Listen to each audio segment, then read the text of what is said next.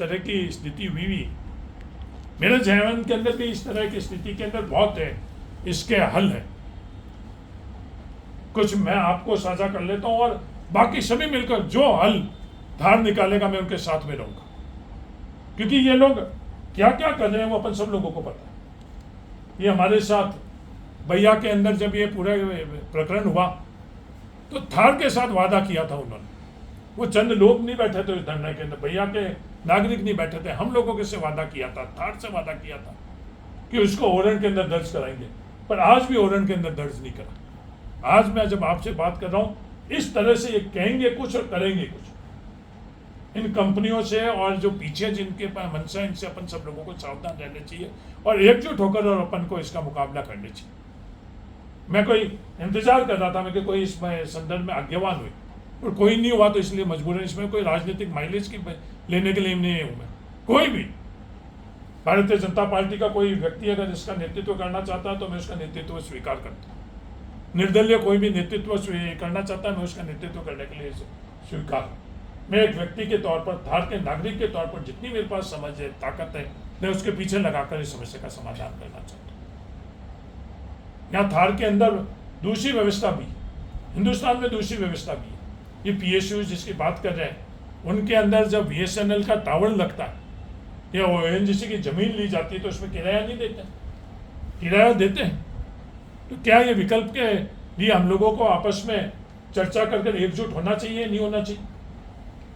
तो उसके बाद इन परिवार के लिए हम लोगों को हर साल वहां से खेती से कुछ नहीं मिलता, कई सालों के अंदर एक फसल मिलती है। दुनिया जयपुर में बैठे हुए, दिल्ली में बैठे हुए लोगों को नहीं पता।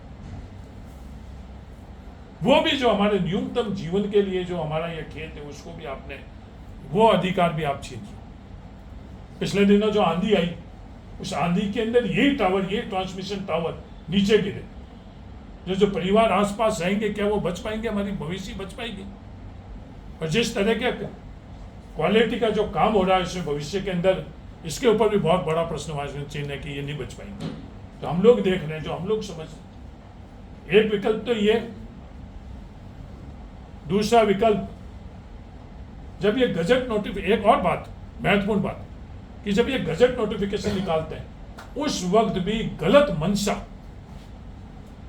से ये लोग उन काश्तकार का खसरा भी उल्लेखित नहीं करते। उसके पीछे इनका मकसद क्या? इनका मकसद ये है कि कानूनन तौर के ऊपर वो व्यक्ति, वो काश्तकार कानूनन प्रक्रिया में नीचे, सिर्फ गांव का नाम लिखते हैं। मैं उनको कहना चाहता हूं, मैं सरकार को कहना चाहता हूं, प्रशासन को कहना चाहता हूं, क्या ये सही है? इसी से आपकी नीति और नीयत के ऊपर प्रश्नवाचक चिन्ह लगते हैं। आप जितने गजट नोटिफिकेशन वो निकाल कर देखें, और आप खुद झूठ के आधार पर, गलत तत्व और तर्क के आधार पर यह काम करना चाह रहे हो, इस थार को खत्म करना चाह रहे हो। हम इसका विकल्प एक कि कोई कॉरिडोर बनाए, उस कॉरिडोर के माध्यम से ये पूरी की पूरी ट्रांसमिशन लाइन से उसको लेकर जाए।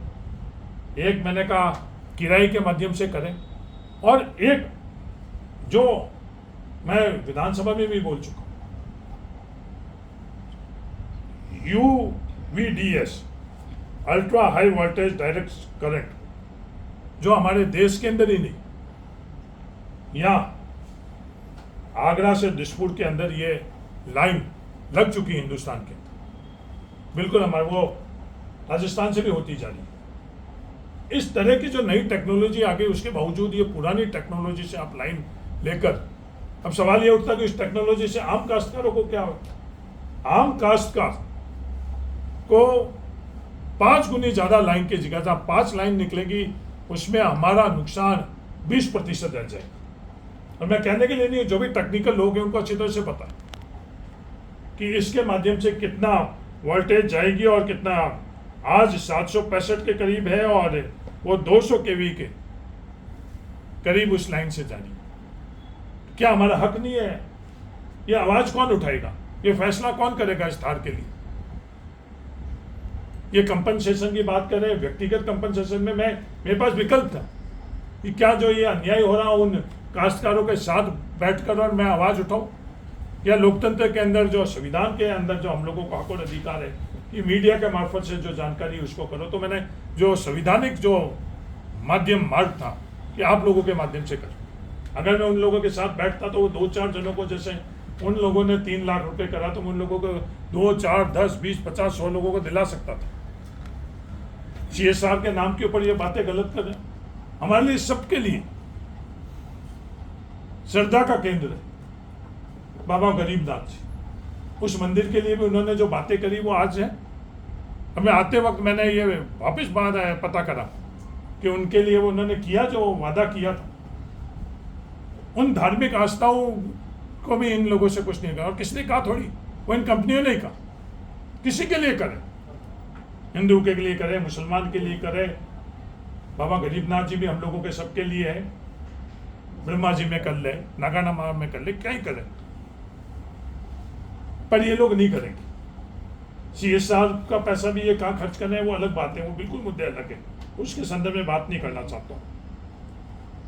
मेरा आप सब लोगों के माध्यम से ये निवेदन है कि आओ, मैं व्यक्तिगत तौर पर हर जनप्रतिनिधि को आज बैठकर चिट्ठी भी लिखूंगा। बहुत समस्या, पानी की भी समस्या है, बिजली की भी समस्या है, हजारों समस्या है, पर ये धार खत्म हो जाएगा इन ट्रांसमिशन लाइन से। इस चीज़ को समझने की आवश्यकता, और जो भी नेतृत्व करेगा इस विषय के ऊपर, उसका नेतृत्व के अंदर एक कार्यकर्ता के तौर पर मैं धार को विश्वास दिलाता हूँ कि मैं कंधे से कंधे प्राथमिकता से, पहले भी इस तरह की चीज़ें हुई, ऑयल फील्ड के अंदर भी हुई, उस समय जो लोकल जो लोग थे उनकी संगठन भी बना और वो तय करते थे। JSW के संदर्भ में भी ये हुआ।